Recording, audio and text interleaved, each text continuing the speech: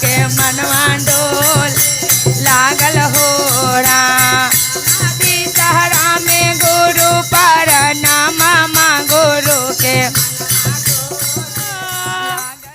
त कहाँ में सोरा भैले हो राम। कहाँ में हो बैसी बचारा चा गुरु के मनवा डोले लागल हो राम। कहाँ में हो बैसी बचारा चा गुरु के मनवा डोला लागल हो।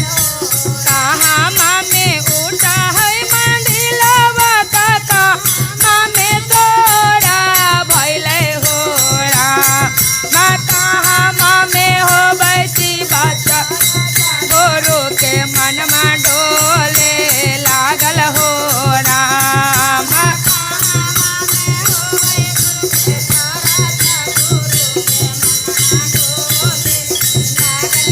देवघर में उठा है मंदिला का बाबा धाम में सोरा भैले हो राम। बस के नाथ में सोरा भैले हो राम।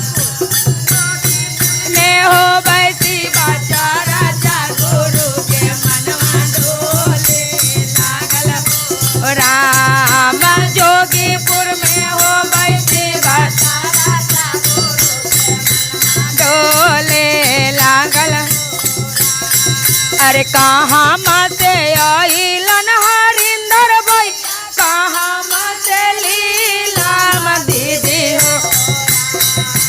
कहाँ से आइल हरिंदर लीलाम दीदी हो रा। अरे कहाँ से आइल गुरु बहिना गुरु के मनवा ले लागल हो राम।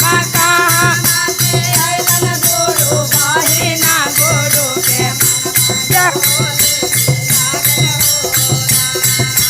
रांची से आइलन हरिंदर या पटना से लीलाम दीदी हो राम। पटना से लीलाम दीदी हो राम। अरे अपन अपन घर से आइलन बहिना गुरु के मनवा अपन अपन घर से आइलन बहिना गुरु के मनवा। पहिला में दया मांग दूसरा में चर्चा मांगवे हो राम। दूसरा में चर्चा करम हो राम। तीसरा में गुरु पर नामा गुरु के मनवा डोल लागल हो राम। तीसरा में गुरु पर नामा गुरु के लागल हो राम। प्रेम से बोलिए हर हर महादेव की।